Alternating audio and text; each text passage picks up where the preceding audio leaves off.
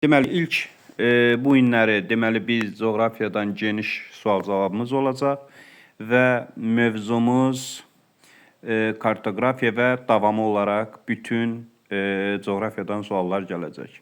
Başlayırıq kartografiyadan. Kartografik təsvirlər dedikdə nələr başa düşülür? Kartografik təsvirlər hansılardır?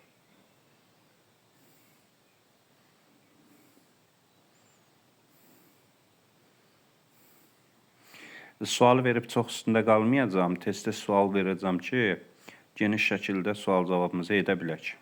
Kartografik təsvirlər dedikdə plan, xəritə, qlobus başa düşülür. Bəs kartografik modelləşmə sxematik şəkildə necə təsvir edilir? Hansı ardıcıllıqla? Kartografik modelləşmə hansı ardıcıllıqla yerinə yetirilir? Kartografik modelləşmənin prinsiplərini soruşmuram, ardıcıllığını soruşuram. Kartografik modelləşmə hansı ardıcıllıqla yerinə yetirilir?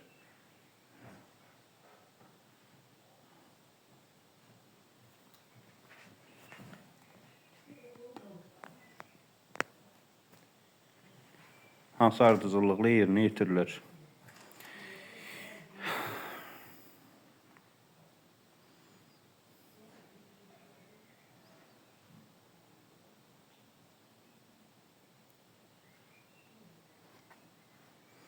Bəli. Deməli, ardıcıllıq belə yerinə yetirilir.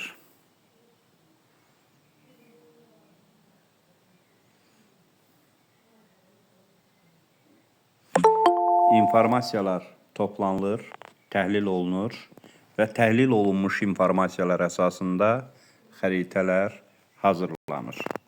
Bəs kartografik modelləşmənin 3 prinsipi hansıdır?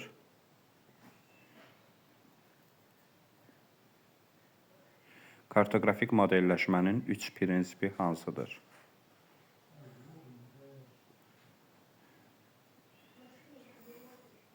Kartografik modelləşmənin 3 prinsipi hansıdır?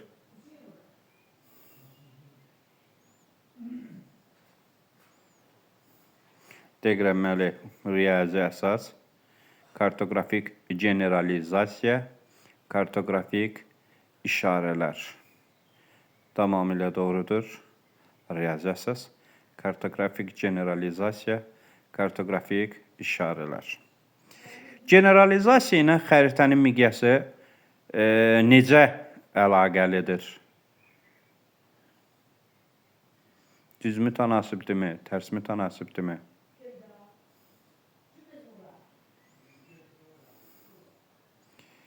Yəni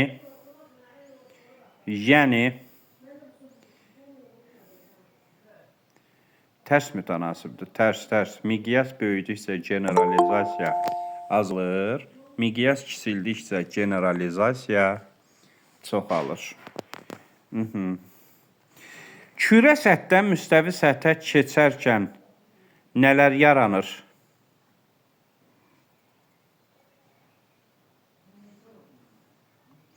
Kürə səthdən müstəvi səthə keçərkən xəritədə nələr yaranır? Təhriflər yaranır, bəli. Yəni, sahə təhrifi, forma təhrifi, uzunluq təhrifi, bucaq təhrifi var. Bu 4 təhrifdən hansı həmişə bütün xəritələrdə yalnız hansı biri var? Bütün xəritələrdə hansı təhrifə rast gəlirik?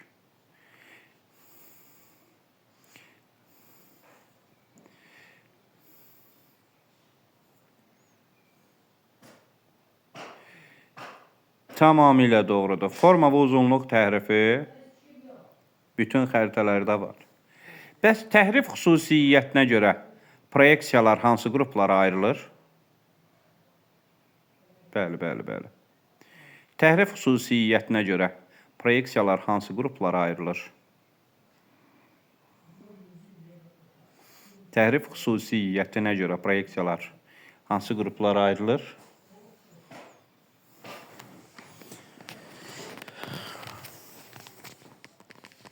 Bərabər bucaqlı, bərabər sahəli, ixtiyari və ya sərbəst. Bərabər bucağını bəzən necə adlandırırıq? Bərabər bucağını bəzən necə adlandırırıq?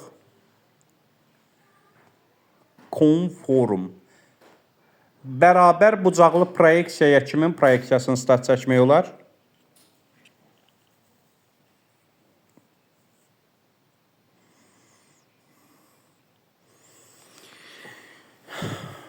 Mercator. 1569 dəniz naviqasiya xəritəsi. Tamamilə doğrudur. Gəldik, bərabər sahil proyeksiyanı bəzən necə adlandırırıq və kimin proyeksiyasını stat çəkmək olar? Ay, buyurun.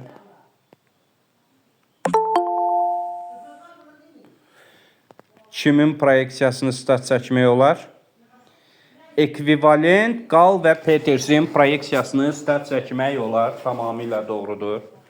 Tamamilə doğrudur. Bu da belə.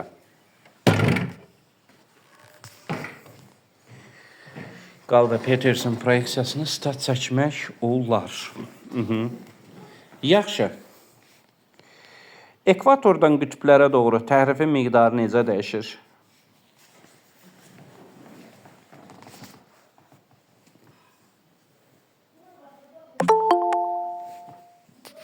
Ekvatordan qütblərə doğru təhrifin miqdarı necə dəyişir?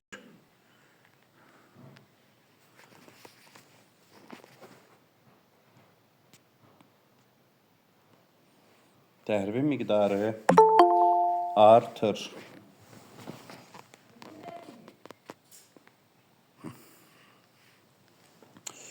Yaxşı. Həndəsi fiqurlardan asılı olaraq proyeksiyalar hansı qruplara bölünür? Həndəsi fiqurlardan asılı olaraq proyeksiyalar hansı qruplara bölünür?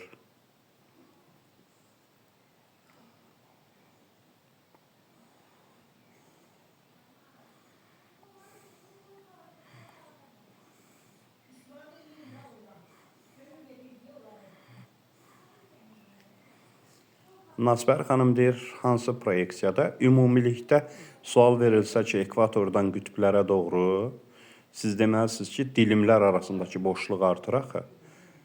Xəritə nədir? Kürə səthi müstəvi səthə köçürülməsidir. Bu kartoqrafik proyeksiya zamanı kürə səthi müstəvi səthə köçürülür, xəritə yaranır. Və xəritədə ekvatordan qütblərə doğru dilimlər arasındakı məsafə artırsa, deməli, təhrif çoxalır da. Aha. Silindrik, konus, azimutal çoxuculu. Silindrik proyeksiya, konus, azimutal çoxuculu proyeksiya. Qısa-qısa, çünki çox bunun üstündə qalmayaq, bölmələrimiz çoxdur. Silindrik proyeksiyada nə təhrifi yoxdur?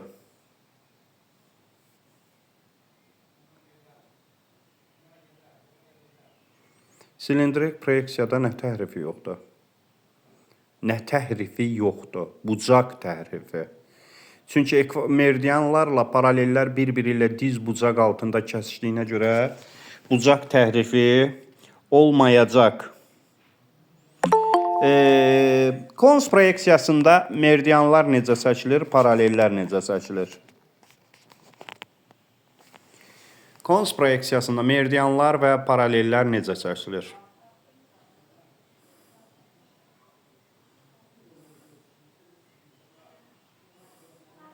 Kəsişir yox, çəkilir.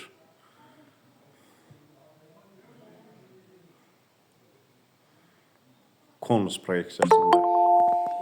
Konus proyeksiyasında görə yoldaşlar nə yazıb? Konus proyeksiyasında meridianlar, paralellər, qövsvarı meridianlar bir nöqtədən çıxan xətlər şəklində. Tamamilə doğrudur. Bəs azimutal proyeksiyada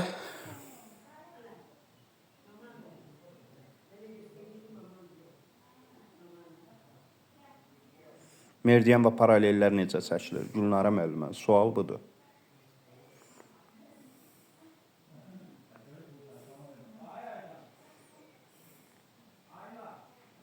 Yo, nə oldu? Konusda, azimutalda eyni. Paralellər çevrələr şəklində, meridianlar bir nöqtədən çıxan radiuslar şəklində. Amma konus proyeksiyasında paralellər yarım çevrələr şəklində, meridianlar bir mərkəzdən çıxan düz xətt şəklində göstəriləcək. Okey. Bunu da qoyduq bir tərəfə. Gəldik. Deməli, məzmununa görə xəritələr hansı qruplara bölünür?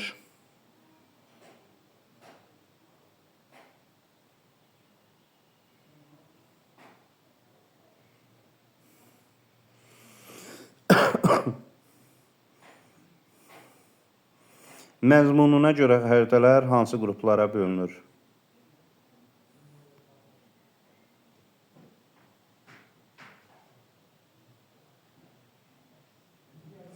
Ümumi coğrafi, tematik, kompleks xəritələrə bölünür.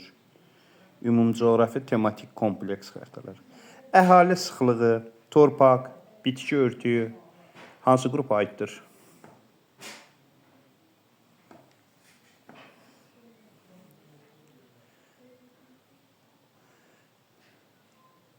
Əhali sıxlığı, torpaq, bitki örtüyü bunlar tematik xəritələr qrupuna aiddir. Yaxşı, yağıntıların paylanması xəritədə hansı təsvir üsulu ilə verilir?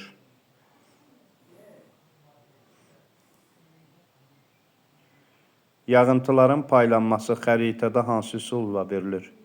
Keyfiyyət fonu üsulu ilə. Bəs temperaturun paylanması hansı üsulla verilir?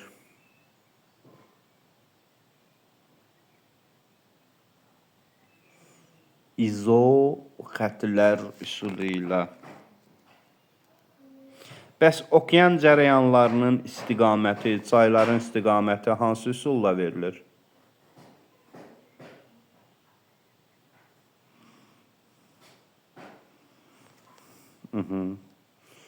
Hərəkət xətləri üsulu ilə. Bəs bitki və heyvan növlərinin yayıldığı ərazilər?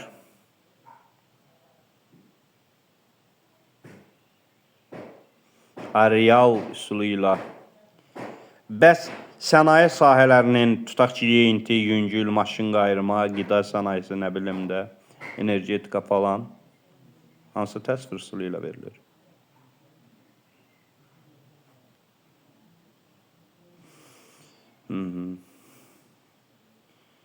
Yaxşı. Karto diaqram üsulu ilə verilir. Tamamilə doğrudur. Hər hansı bir göstəricinin ərazi daxilində dəyişməsi vizual əks etdirilir və bu üsulda məlumatlar ştrixlər, rənglər və nöqtələrlə verilir. Söhbət nədən gedir? Söhbət nədən gedir? Kartoqram üsulundan gedir. Kartoqram üsulu. Aydındır. Kartoqram üsulundan gedir. Əl qrafikasından istifadə olunur hansında? Xəritə, sxemdə. Planda yerin əyriliyi nəzərə alınır. Doğrudur, yanlışdır.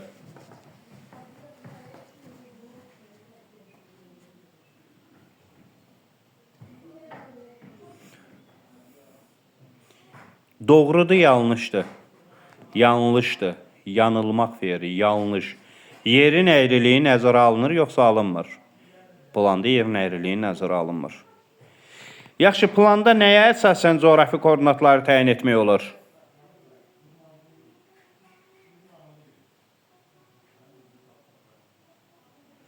Planda nəyə əsasən coğrafi koordinatları təyin etmək olur?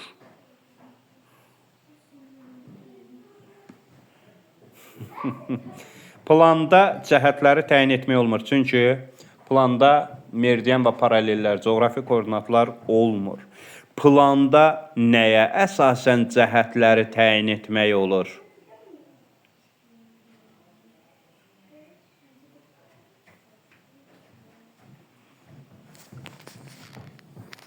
Qapını yavaşca örtün.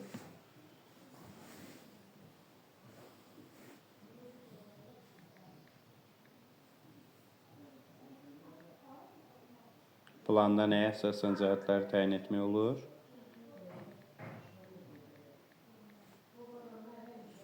Oxlara əsasən, oxlara, planın kənarındakı oxa əsasən. Keçdik litosferə. Kimin nəzəriyyəsinə görə Günəş sisteminin planetləri 4-5 milyard il əvvəl qızmar Günəşə bənzər cismin parçalanmasından yaranmışdır?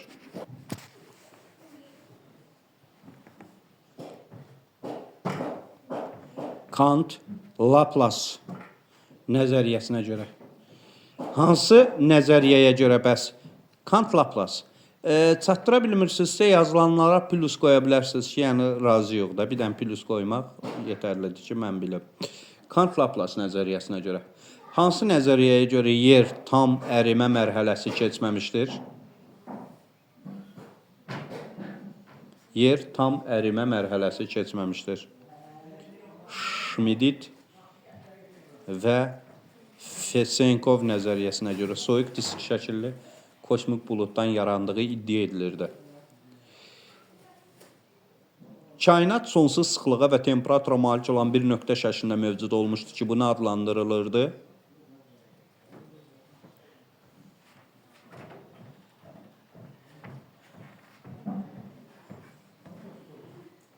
Singulyarlıq adlandırılırdı.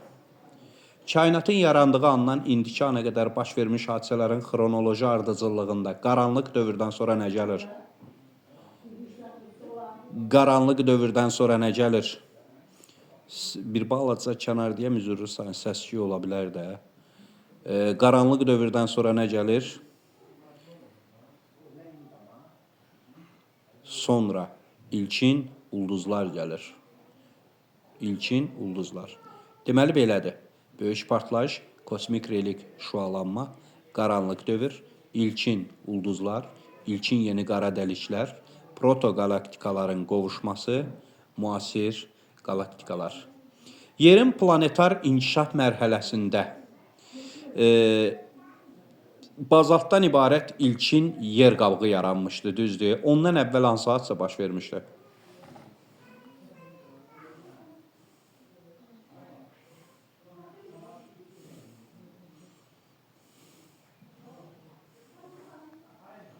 Ay erası olmuşdu. Yerin planetar inkişaf mərhələsində yaranan atmosfer yaranarkən tərkibində hansı qazın miqdarı çox olmuşdur? Hansı qazın miqdarı çox olmuşdur? Karbon qazının miqdarı çox olmuşdur. Hansı təbəqə planetarın sonu geolojinin başlanğıcı hesab olunur?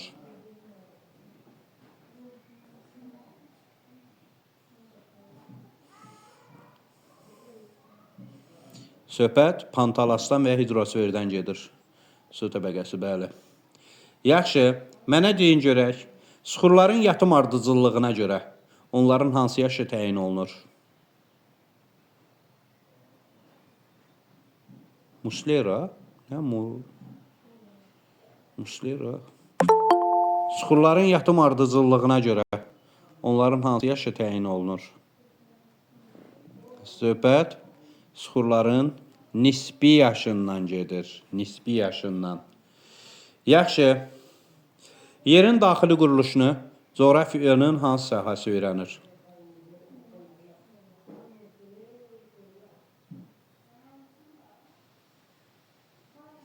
Yerin daxili quruluşunu coğrafiyanın hansı sahəsi öyrənir?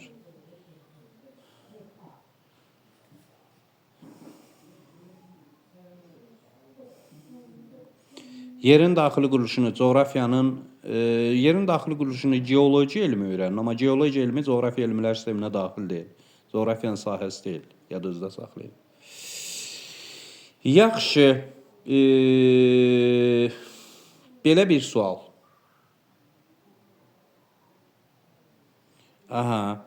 Belə bir sual. Deməli, yerin mərkəzində yerləşir.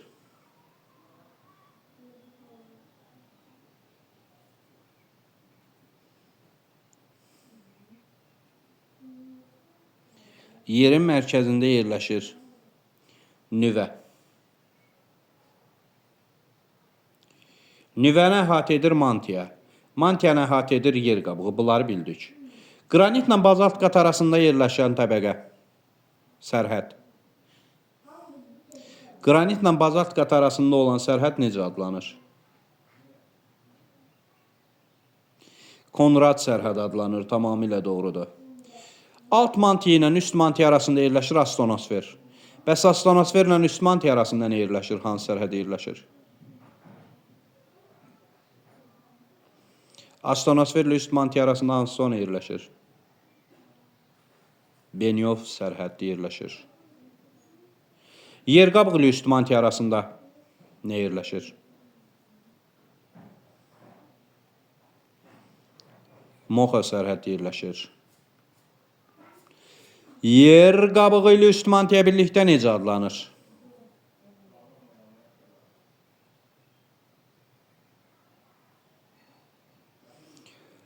Litosfer adlanır. Litosfer astonosferlə birlikdə necə adlanır?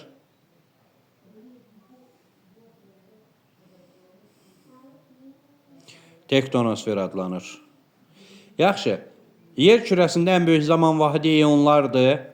Eonlar eralara bölünür. Kriptozoy, fanerozoy. Düzdür. Hansı eraları Kembriyə qədərki dövr adlandırırlar?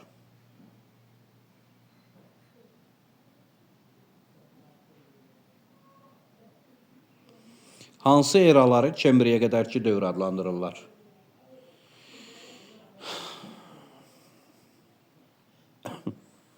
Arxey və Proterozoy eralarını. Hansı erada Kaledon və Hertzin qırışıqlığı baş vermişdir?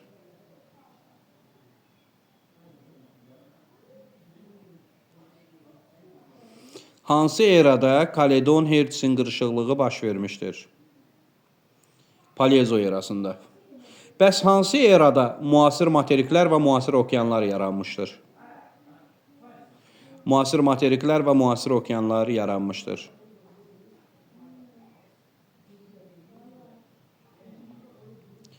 Mezozoy erasında. Yaxşı, çılpaq toxumlu bitkilər, iyniyarpaqlılar, ay döşəyi, suda quruda yaşayanlar, okeanda ilk balıqlar, quruda ilk bitkilər. Paleozoy, tamamilə doğrudur. İlk insan, insana bənzər meymunlar.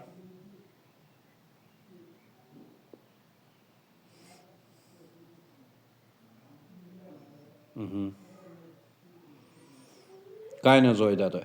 Yaxşı, süxurlardan keçdik, davam edirik. Dolomit hansı süxur növünə aiddir? Daha dəqiqliyi ilə, incəliyi ilə.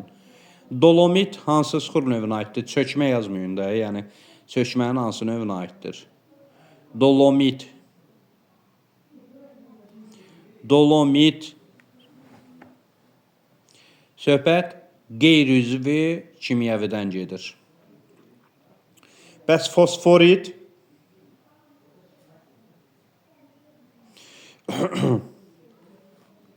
Bəli, üzvüdür.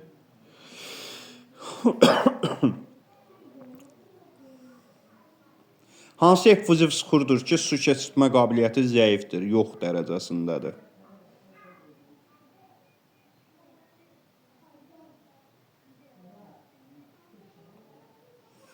Söhbət bazaltdan gedir.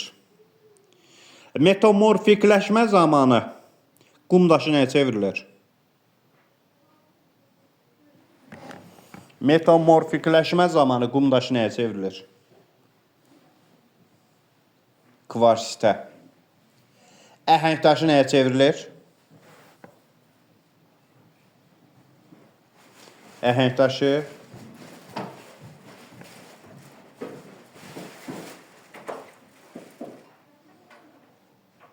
mərmərə çevrilir. Tamamilə doğrudur. Gil nəyə çevrilir?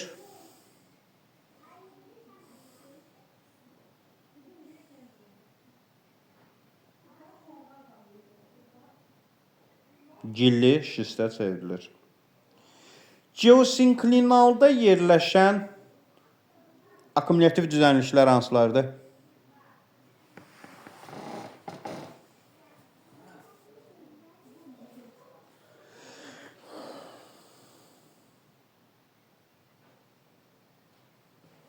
Geosinklinalda yerləşən akkumulyativ düzənliklər.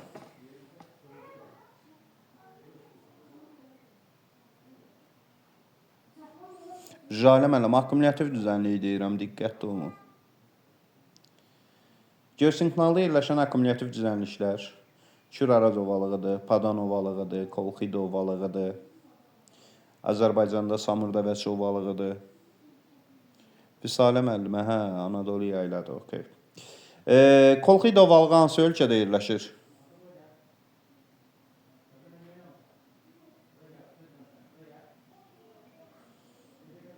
Gürcüstanda. Bəs Padano balığı?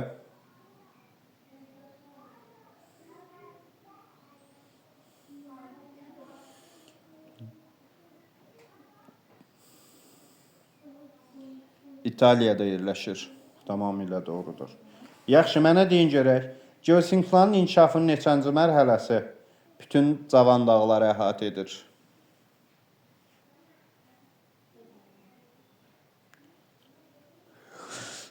3-cü mərhələsi tamamilə doğrudur. Bəs geosinkronun neçənci mərhələsi transqressiya, reqressiya?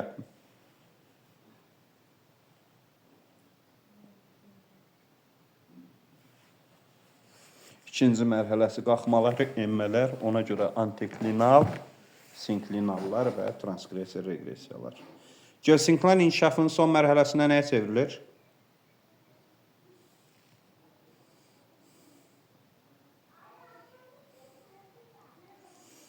Bəli, platformaya çevrilir. Platformaların cavan olanlar hansılarda, hansı iki platformanı cavan götürürük?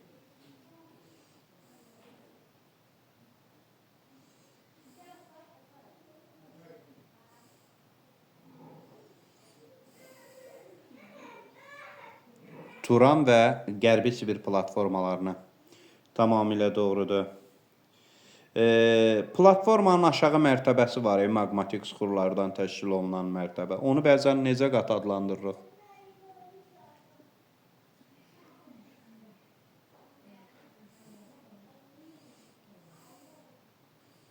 Demədim ki, aşağıdakı maqmatik süxurlar yer səthinə çıxanda necə adlanır? Dedim ki, necə adlanır? Kristallik bünövrə qat. Üst çökmə süxur qatını isə platforma örtüyü adlandırırıq. Üst çökmə süxur qatı yuyulub gedəndə alt kristallik bünövrə qat səthə çıxanda nə yaranır?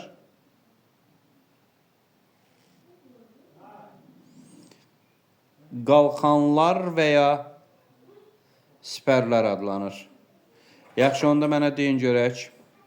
Geosinkronda qalxan və enən hissələr necə adlanır?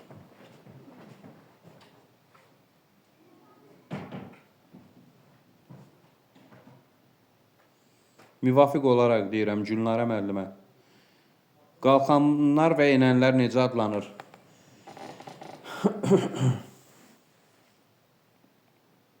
Antiklinal və sinklinal adlanır. Bəs platforma örtüyündə necə adlanır? Platforma ərazilərində qalxanlar və enənlər necə adlanır?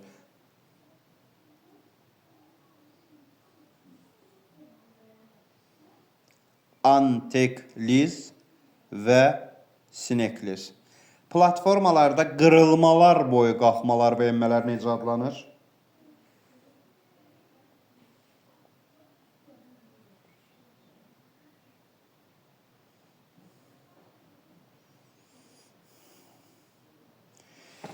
Horst və Graben adlanır. Yaxşı, bir dənə belə sual.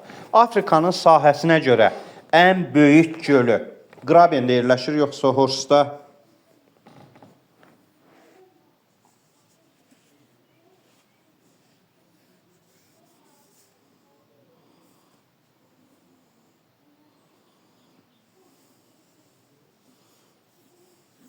Tamamilə doğrudur.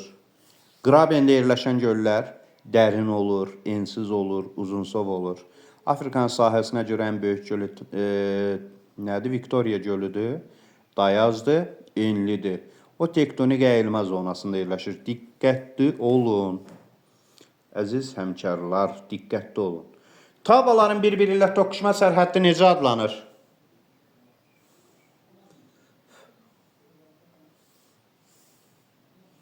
Konvergent. Konvergent adlanır.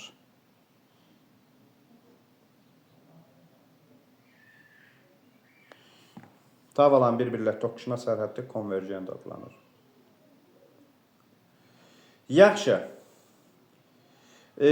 Ant dağlarının toqquşma zonası necə adlanır?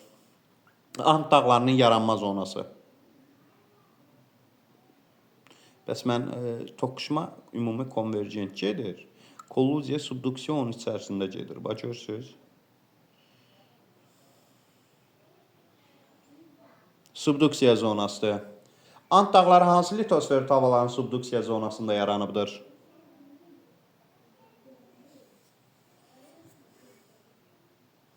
Moskva və Cənubi Amerika. Yaxşı, mənə deyin görək. Himalay dağları necə yaranıbdır? Toqquşma zonası necə adlanır?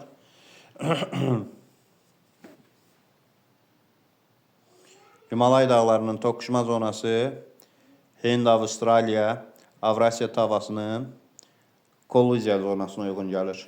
Nəyə görə Himalay dağlarında fəaliyyətdə olan vulkana rast gəlinmir? Nə üçün Himalay dağlarında fəaliyyətdə olan vulkana rast gəlinmir?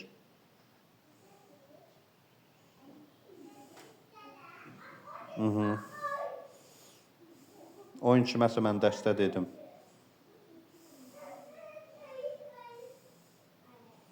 Yer qabığı qalındır. Bəli, orada yer qabığı qalındır, qalın. Olsa materik tipli havaların toqquşma zonasında İtaliyada Siciliya adasındakı Etna vulkanı. Sənə demişdim, bəli, Jalə müəllimə. Yaxşı, divergent zonada yerləşən adalar hansılardır ayrılma zonasında?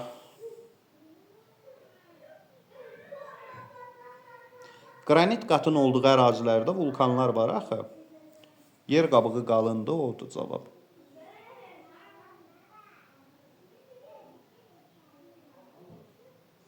Divergent zonada yerləşir İslandiya, Azor, Müqəddəs Yelena, Galapagos, Pasxa, Havay, Tristan da Cunha, Golf. Aydındır. Yaxşı.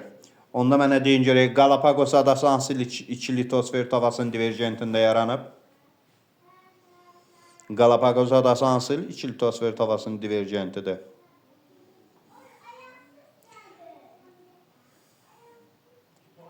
Nazca ilə Kokosun. Galapagos yuxarıdadır. Hansı ölkəyə aid oldu Galapagos?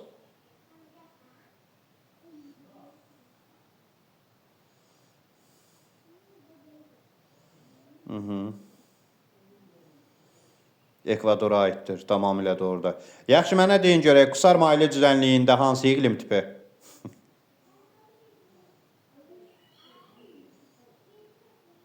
Qusar maili düzənliyində hansı iqlim tipi? Qusar maili düzənliyində yağıntıları bərabər paylanan mülayim isti iqlim tipi. Bəs onda mənə deyin görək, Pasxa adası hansı iki litosfer havasının divergenti? Pasxa adası hansı iki litosfer havasının divergentində yaranır?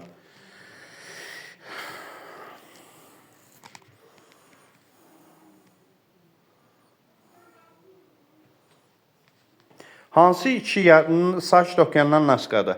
Hansı iki yarımada hal-hazırda aid olduğu quru sahələrdən ayrılır? Hansı iki yarımada aid olduğu quru sahələrdən ayrılır? Ərəbistan nədir? Nə Ərəbistan? Hansı iki yarımada quru sahələrdən ayrılır? Kaliforniya, Somali. Yadda saxlayın. Kaliforniya və Somali. Aydın oldu. Kaliforniya və Somali. Əhəng daşıdır, gipsdir, mərmərdir, qumdur, çınqıldır. Bu qeyri-filizlərin, faydalı qazıntılar filiz qeyri-filizlərin hansı kateqoriyasına aiddir?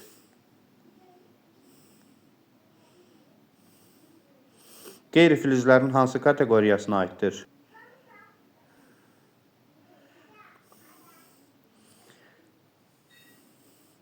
Qeyri-filizlərin hansı kateqoriyasına aiddir? Dedim axı, filiz, qeyri-filiz yanar. Qeyri-filizlərin, yox, faydalı qazıntılar sözünü işlətdim axı. Tikinti materialları qeyd ediblər yoldaşlardan bəziləri. Tikinti materialları qrupuna aiddir. Bəs sapfir, yaqut, zümrüd, kəhraba, almaz, əqiq.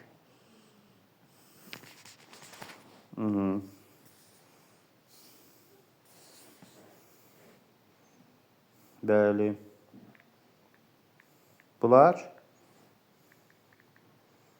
aiddir. Qiymətli daşlar kateqoriyasına aiddir. Yerin relyefini hansı elm öyrənir? Keçdik. Yer səthinin relyefini hansı elm öyrənir? Geomorfologiya elmi öyrənir. Tamamilə doğrudur. Buna keçməmişdən qabaq vulkanlardan bir-iki sual verim. Tayde vulkanı hansı adada yerləşir? Tayde vulkanı hansı adada yerləşir? Kanar adalarında. Montampele vulkanı hansı adada yerləşir? Montampele vulkanı hansı adada yerləşir?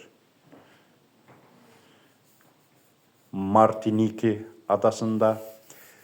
Kilauea vulkanı hansı adada yerləşir? Havay adalarında. Eyüp Yaklayakudul vulkanı hansı adada yerləşir? İslandiya adasında. Ruapehu vulkanı hansı adada yerləşir?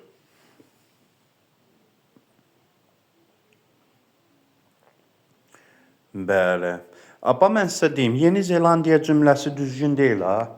Şimal adası düşməlidir o. Testə düşəndə Şimal adası düşür. Əziz miqçilər və sertifikatlar. Düşmə ehtimalı da çox böyükdür bunun. Aha, mən deyirəm hansı adada yerləşir? Siz yazın Şimal adasında. Aydındır, siz bilməlisiniz ki, Yeni Zelandiya Şimal və Cənub adalarından ibarətdir. Pinatubo vulkanı hansı adada yerləşir? Bildim müəllimə, bildim. Yenə Gülnara müəllimə Filippin yazıb. Filippin ümumidir. Əziz həmkarlar. Luson adası. Yadda saxlayın. Bəs Mindanao adasında hansı vulkan yerləşir?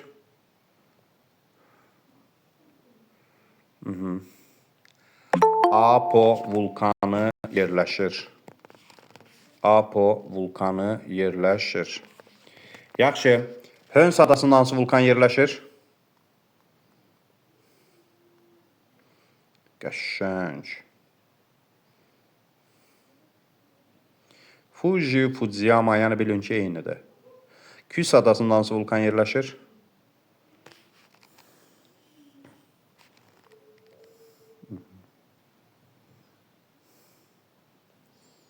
Yaxşı. 7719 metr. Hansı zirvə?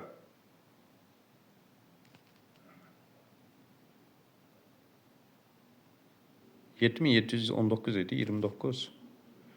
Ha, nə qədər? 7719 idi də, ya 29 idi. Pamirin, Çinin arasında olan Konqo zirvəsi. 7495. Zirvənin adını yazın mənə.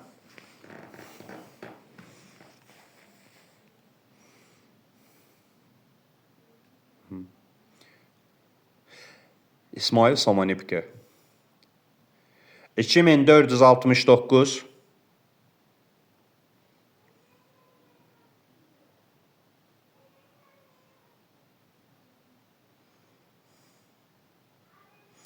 Qalxapikkin. 2037.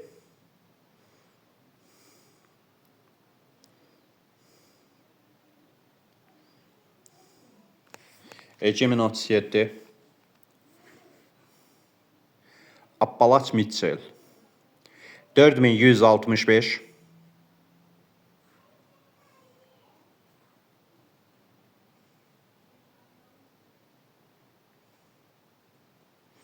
...4165... Atlazın Tupqalı. Bəs Monblan nə qədərdir?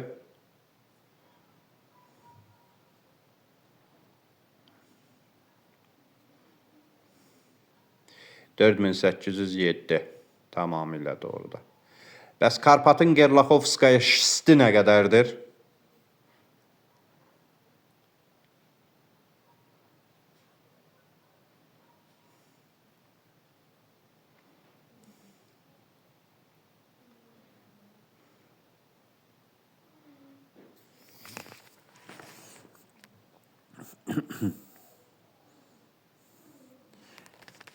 Ay, sağ olun. 2655 metr. 5165 metr haradır?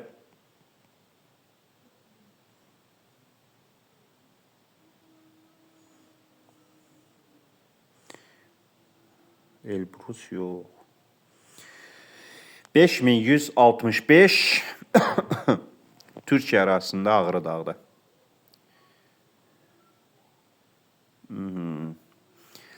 4506 metr haradır?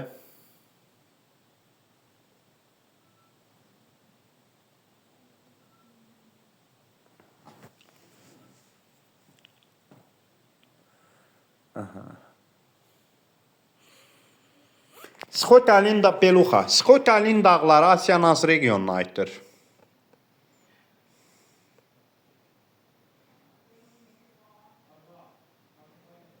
Dəfələrlə demişəm öz cavabına. Diqqətli olun. Skotalin dağları, Gülnar müəllimə keçən səfər də şimal-şərq yazmışdınız. Diqqətli olun, diqqətli. Diqqətli olun. Asiyanın şimal regionuna aiddir, Şimal Asiyaya aiddir. Diqqətli olun. Aha. Daha sonra mənə deyin görək. Diqqətli olun. Ölü dənizin mütləq hündürlüyü çoxdur, yoxsa Assal gölünün?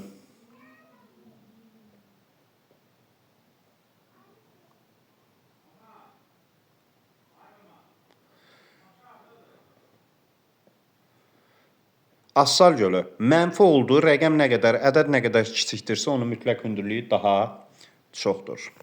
Yaxşı. Assal gölü hansı ölkədə yerləşirdi?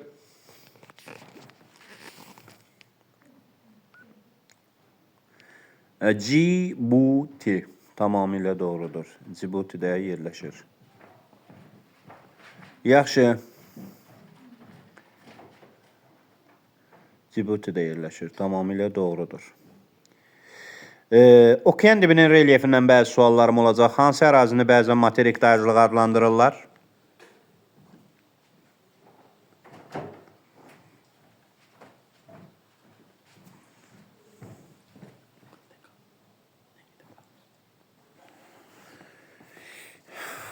Bəli.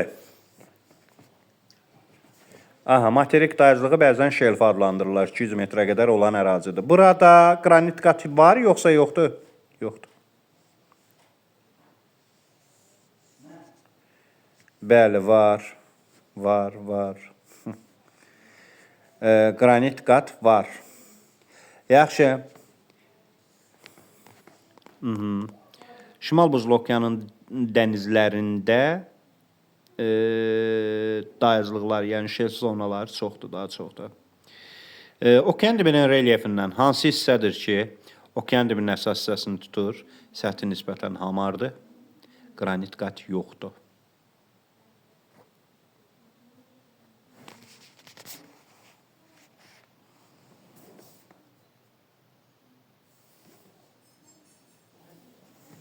Abissal. Yaxşı, mənə deyin görüm. Okean növü üzərində su qatı qalın olur, yoxsa rift arasında?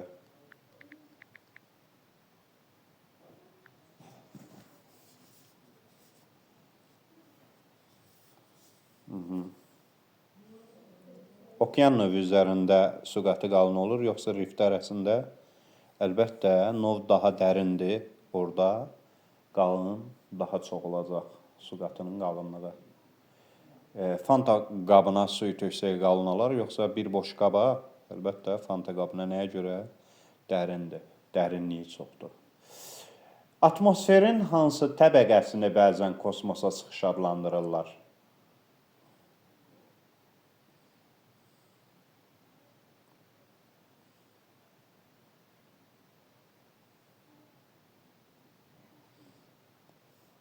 Əlbəttə, söhbət termosferdən gedir, termosferdən.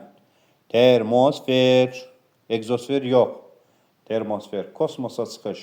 Bütün rabitə əlaqələri də buradadır. Aydındır, açıq fəzaya bu qatdan çıxırlar, yadda saxlayın. Qütb parıltıları da bu qatda baş verir. Bəs atmosferin ən sıx təbəqəsi hansıdır?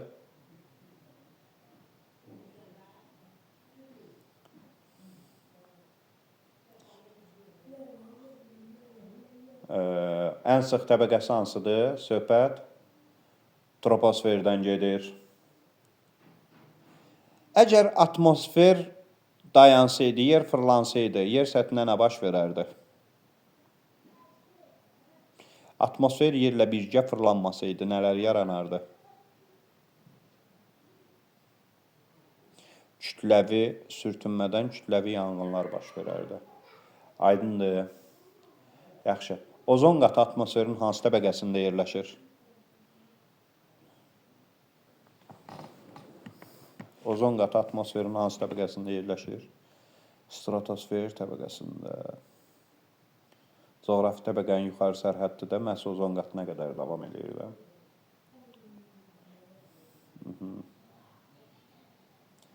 Günəşdən yer səthinə gələn istilik şüa işıq mənbələrinin cəminə deyilir günəş radiasiyası.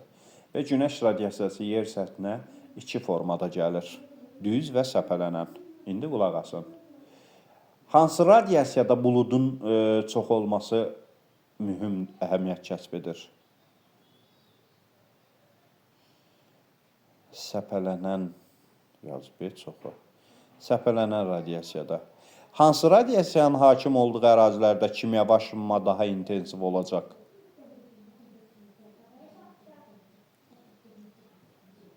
Biraz sakit. Hansı radiasiyanın hakim olduğu ərazilərdə? Səpələnən radiasiyanın hakim olduğu ərazilərdə.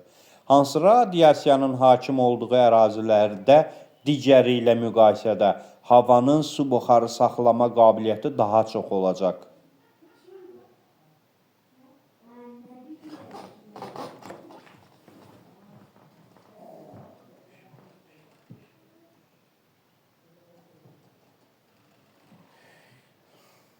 Əlbəttə, düz radiasiyanın hakim olduğu ərazilərdə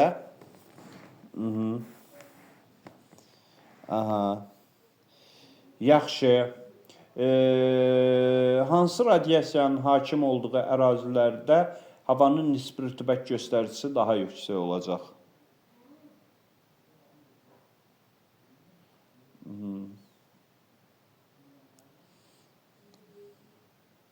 Əlbəttə, səpələnən radiasiyanın hakim olduğu ərazilərdə.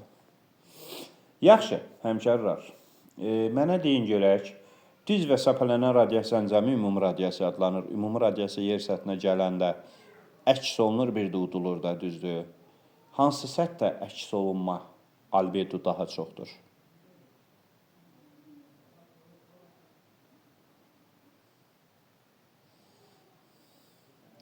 Qar və buz səthində tamamilə doğrudur.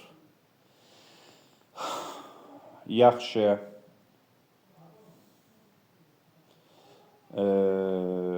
Bunu da dedik.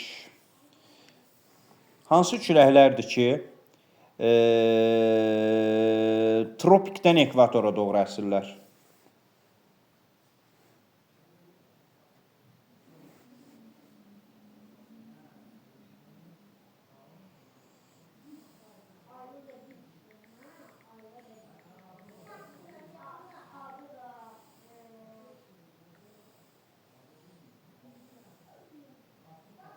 Söhbət Passat küləklərindən gedir. Passat küləklərindən gedir. Passatlar şimal yarımkürəsində şimal-şərqdən cənub-qərbə, cənub yarımkürəsində cənub-şərqdən şimal-qərbə. Passatların təsirinə daha çox hansı materik məruz qalır? Daha çox hansı materik?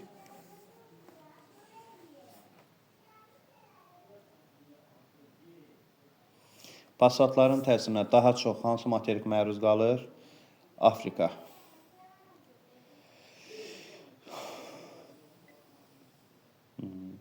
Afrikaya şimal passatları yoxsa cənub passatları daha çox yağıntı verir?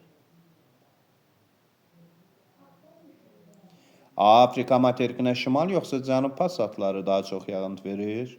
Əlbəttə cənub passatları. Hər ikisi ola bilməz, daha çox deyirəm, biri 100%. Cənub passatları Hind okeanı üzərindən gəlir, ona görə daha çox yağıntı verir. Şimal passatları isə quru üzərindən gəlir deyən yağıntı gətirmir.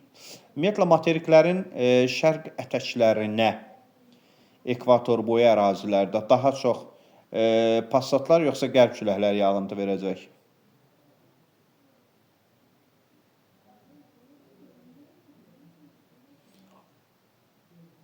Passatlar, qərb küləkləri materiklərin qərbinə daha çox yağıntı verir. Passatların tam əksi istiqamətində əsən küləklər necə adlanır?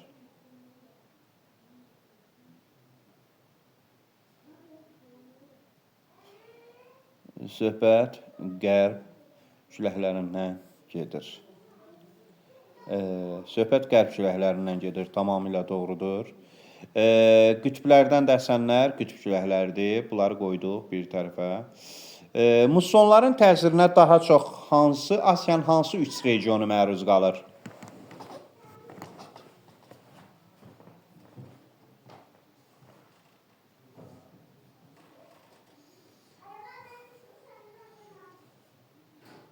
Mussonların təsirinə daha çox hansı 3 region məruz qalır? Şərqi, Cənubi və Cənub-Şərqi Asiya regionları daha çox məruz qalacaqlar. Tamamilə doğrudur. Yay mussonu yağıntı verir, qış mussonu.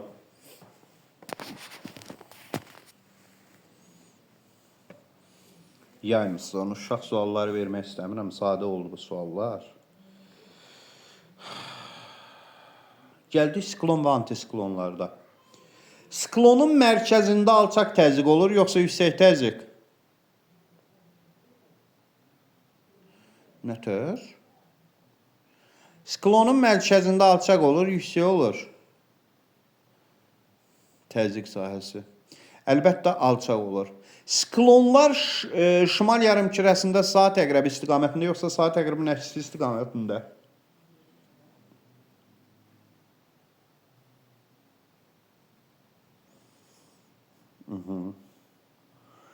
Hansı təzyiq sahəsidir ki, qapalı yüksək təzyiq sahəsi hesab olunur?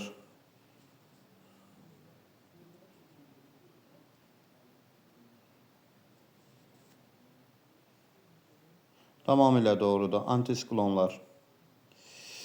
Yaxşı, mənə deyin görək, əraziyə siklon daxil olarsa nə baş verər?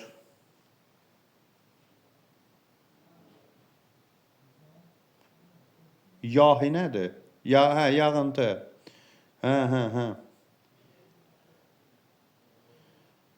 Külək, yağıntı, soyuq, nə bilim, temperatur düşər və s. və ilə axır. Yəni, qasırğa, fəlakət. Amma əraziyə antisiklon daxil olarsa nə baş verər?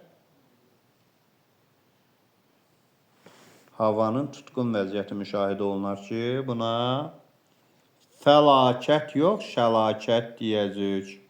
Yaxşı, dağ-dərə küləkləri var. Gündüz dərədən dağa, dağdan dəriyə.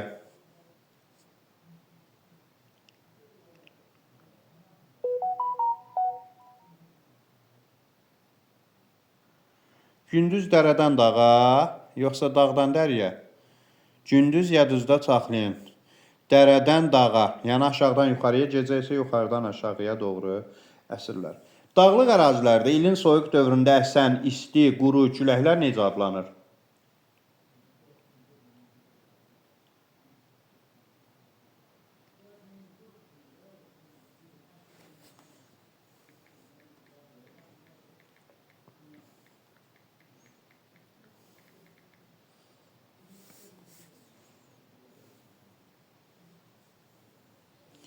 Fəhn küləklər adlanır. Yaxşı.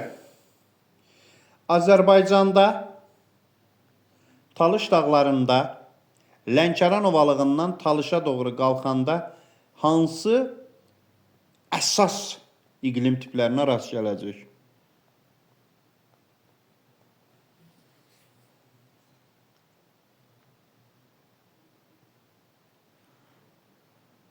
Mən nə deyirəm, siz nə deyirsiniz yoldaşlar? Mən iqlim tiplərini soruşuram. Dəyərli həmkarlar. Hansı iqlim tipləri?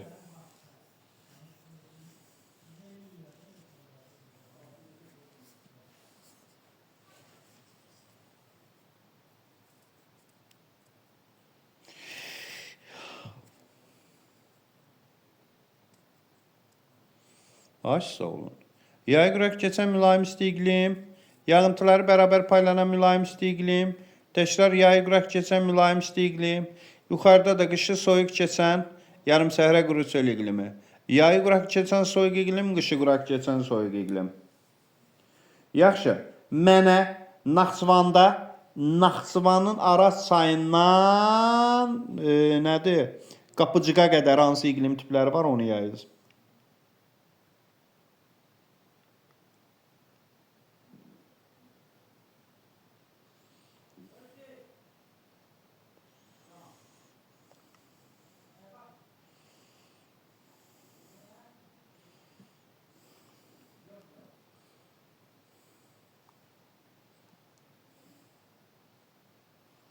Onu yazın.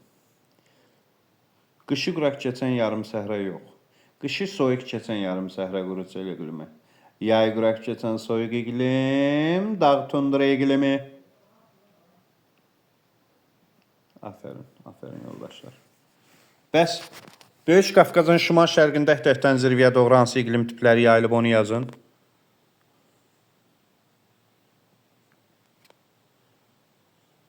Altı nəfərik.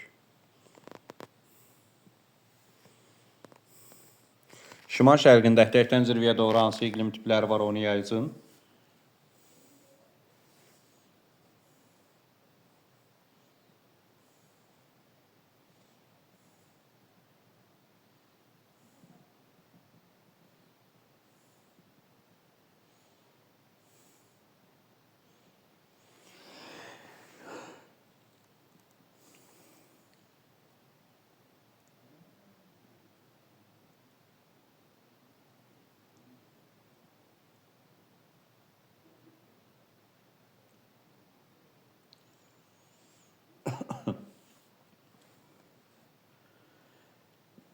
Qışı mülayim keçən yarım səhra quru çöl iqlimi. Yağıntıları bərabər paylanan mülayim isti iqlim. Qışı quraq keçən soyuq iqlim, dağ tundra iqlimi. Tamamilə doğrudur. Ya maşallah, bunu yaxşısınız. Azərbaycanın iqlimindən.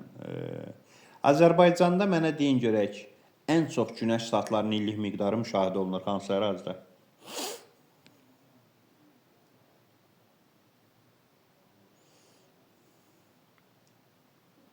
Mən dəqiq cavab istəyirəm. Naxçıvanın araziboyu düzənliklərdə ola bilər, yüksək dağlıq ərazilərdə ola bilər. Naxçıvan geniş anlayışdır. Sual verirsiniz ki, müəllim hardansınız? Deyirəm Şirvan Salyandan. Ayrıdan qayıdıb deyirsiniz ki, hansı rayondan müəllim? Şirvan Salyanda Ağcaqabılda var, Biləsuvarda var, Salyanda var, Neftçalada var, Şirvan şəhərdə var. Konkret olaraq araziboyu düzənliklərdədir, bəli. Aydın oldu. Yəni, Naxçıvanın araziboyu düzənliklərində günəş saatlarının illik miqdarı çoxdur. Bəs günəş radiasiyasının illik miqdarı harada daha çoxdur? Bəli, Məlahət müəllimə ilk yazıb Naxçıvanın yüksək dağlıq hissələrində.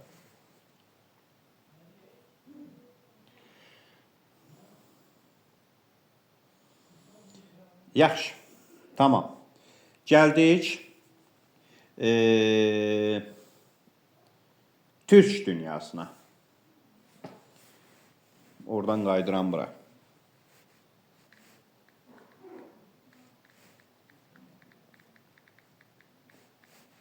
Hazırsınız. Mənə deyin görək. Özbəklər, Tıvalılar, Şorlar, Xakaslar, Qızıllar, Uyğurlar. Altay dil ailəsinin Türk dil qrupunun hansı yarım qrupuna aiddirlər?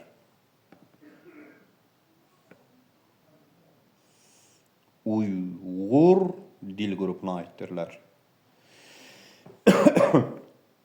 Yaxşı, onda mənə deyin görək.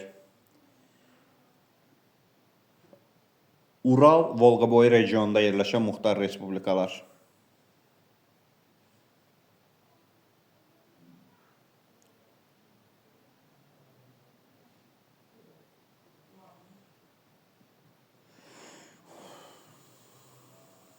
Ural, Volqa-boyu regionunda yerləşən muxtar respublikalar. Başqırtıstan, Tatarstan, Çuvaşiya. Yaxşı, mənə deyin görək. Bu üç Başqırtıstan, Tatarstan, Çuvaşistan, bunlardan hansı daha cənubuda yerləşir?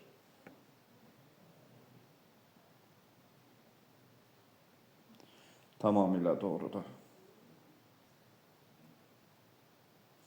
Yaxşı, Sibir regionunda yerləşənlər?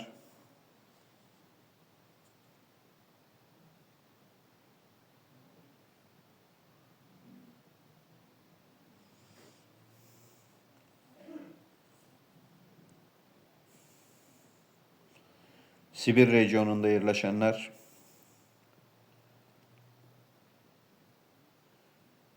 Altay, Tıva, Xakasya, Saxa-Yakutiya. Altay, Tıva, Xakasya, Saxa-Yakutiya. Saxa-Yakutiyanın hansı iki dənizə çıxışı var idi? Hadi yoldaşlar. İki dəniz deyirəm, həmkarlar.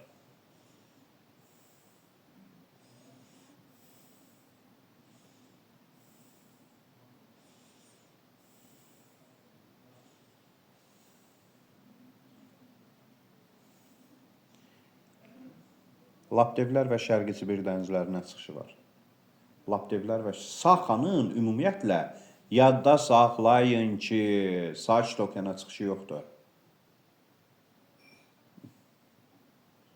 Yaxşı.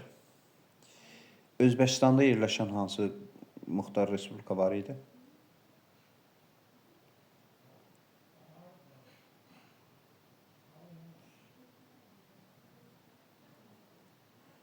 Qaraqalpaqlar. Bəs Uyğurlar haradaydı? Sintizyan Uyğur. Çində. Qaqauziya haradaydı?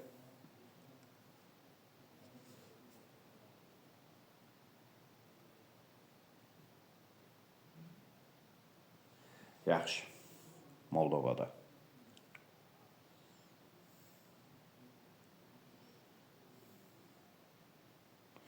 Yaxşı, mənə deyin görək. Sahəsinə görə ən böyük müstəqil türk dövləti hansıdır?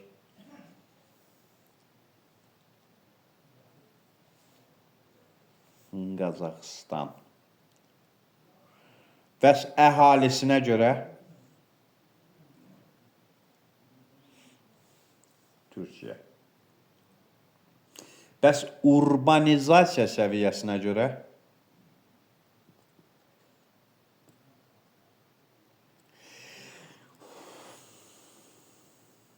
Azərbaycan. Hə? Əlbəttə Türkiyə. Azərbaycan üçüncüdür. Türkiyə, Qazaxıstan, Azərbaycan. Yaxşı. Türk dünyası ölkələri var ha. Çox millətlidir, tək millətli, bir millətli. Bəli. Bu da bizim qonaqpərvərliyimizdən irəli gəlir.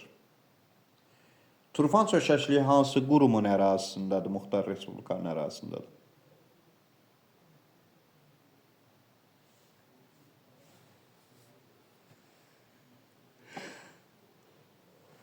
Bəli, Sintizyan Uyğurda. Sintizyan Uyğur həmən hündür nöqtənin, həmən alçaq nöqtənin yerləşdiyi ərazidə. Bəs Karaciyə çökəkliyi hardadır?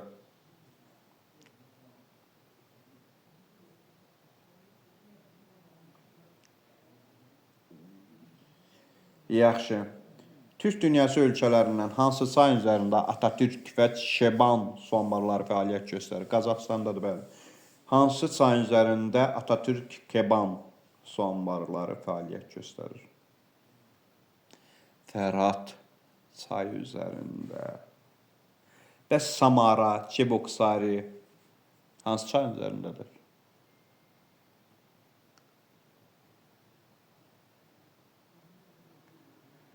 Aha. Bəs Sayan-Şenskaya, Krasnoyarsk, Volqa çayındadır bunlar, bəli. Sayan-Şenskaya, Krasnoyarsk, Yenisey çayındadır.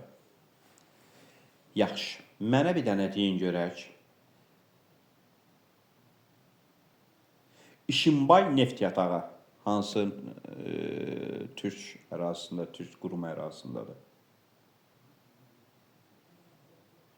İşinbay neft yatağı Başqırdistan, yadda saxlayın. Ulifem daş kömür yatağı hardadır?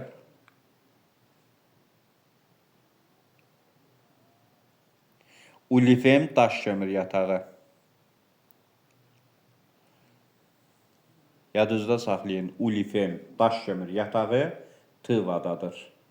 Bəs bay kömür yatağı hardadır? Bay kömür. Bay kömür yatağı hardadır?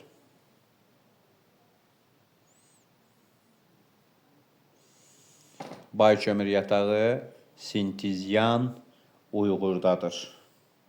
Bəs Balxaş Çezqazqan Qazaxıstanda nə yataqlardır?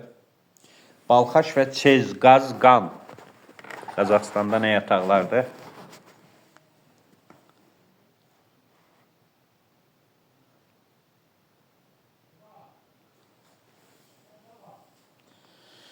Mes yataqlardır.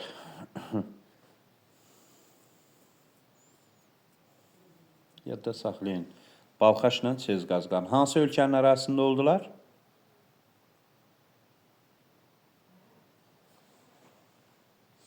Carda Tautona. Avstraliyada Superpit. Özbəkistanda.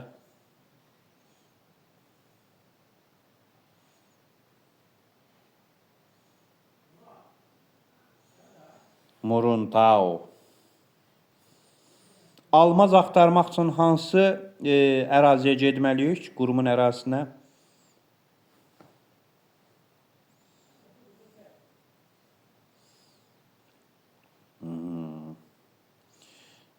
Saxa-Yakutiyanın ərazisinə getməliyik. Tamamilə doğrudur.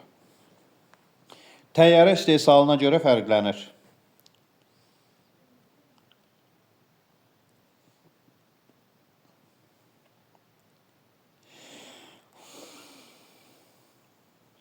Türkiyə, Özbəkistan. Kamaz yük avtomobilləri harda?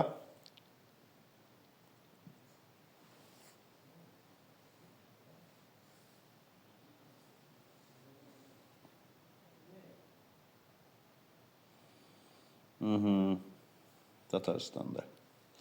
Yaxşı, hansı üç qurumdur ki, mülayim kontinental iqlim tipində yerləşir? Hansı üç qurumdur ki, mülayim kontinental iqlim tipində yerləşir?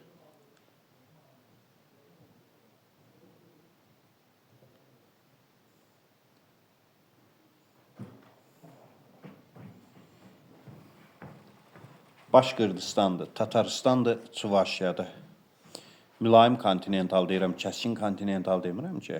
Başqırdistan, Tataristan, Çuvaşistan. Uralın sahili, Ural dağlarının qərbində, Volqa boyda mülayim kontinental.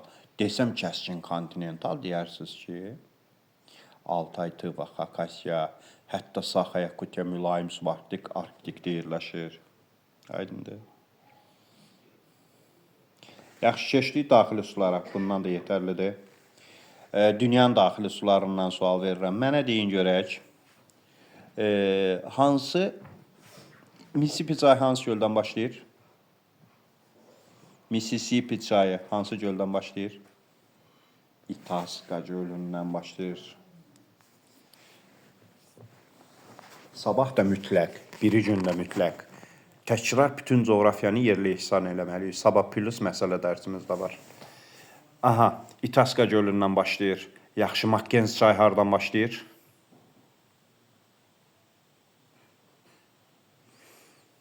Qul da yaza bilərsiniz, kölə də yaza bilərsiniz, problem yoxdur.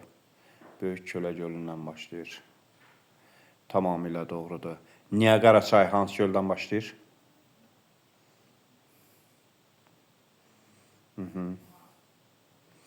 Erie gölündən başlayır. Müqəddəs Lavrenti çayı hansı göldən başlayır?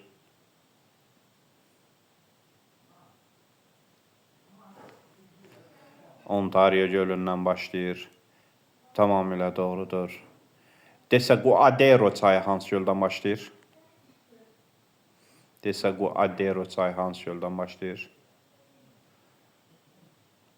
Desaguadero çayı hansı göldən başlayır? Titicaca gölündən başlayır. Neva çayı hansı göldən başlayır? Neva çayı. Neva çayı. Onega yazanlar var yoldaşlar, diqqətli olun. Ladoga'dan başlayır. Neva çayı başlayır, Ladoga'dan tökülür Fin körfəzinə. Desəm Sivir çayı, onda deyərsiniz ki, müəllim, Onega'dan başlayır, Ladoga'ya tökülür. Angara çayı hansı göldən başlayır?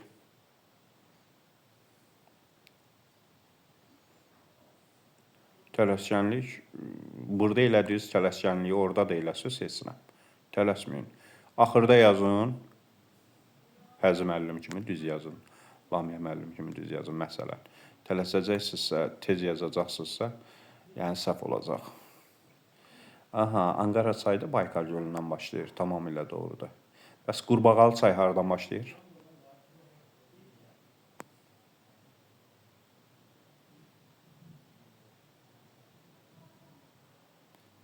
Qurbağalı çay başlayır Kiçik Alagöldən.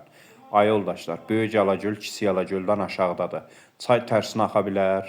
Bor atsa zaman sanki tərsinə elə bilir yaxır. Diqqətli olun. Kiçik Alagöl səhv eləmirəmsə 2739-dur, Böyük Alagöl 2729-dur. Kiçik Alagöldən Böyük Alagölə Qurbağalı çay axır. Yaxşı. Naxçıvan çayı haradan başlayır?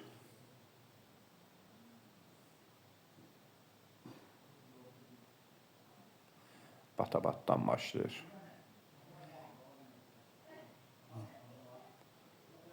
Bəs Kükü çayı haradan başlayır?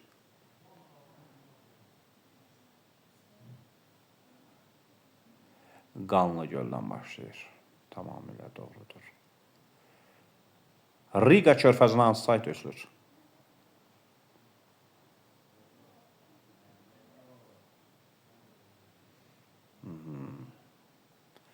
Daugava çayı tökülür. Daugava çayı. Hansı iki yarımadada daha çox ölkə yerləşir?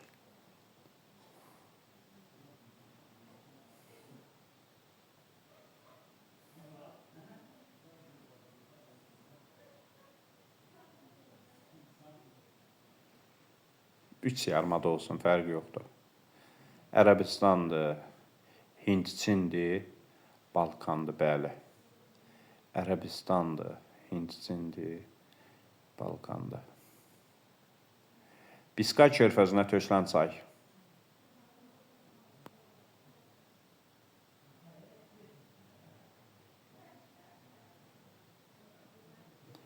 Luara və Harona çayları Biskay körfəzinə tökülən çaylardır.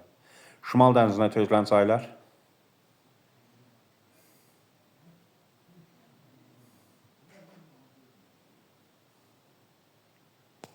Şimal dənizinə tökülən çaylar.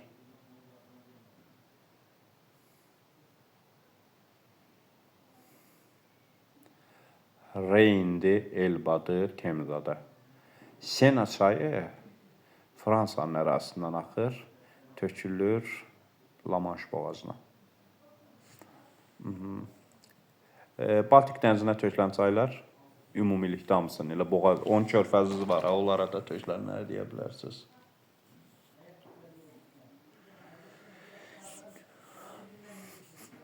Baltik dənizinə tökülən çaylar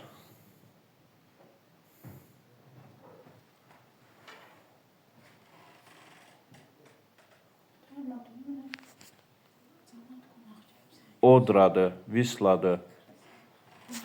Bir dəqiqə yolda.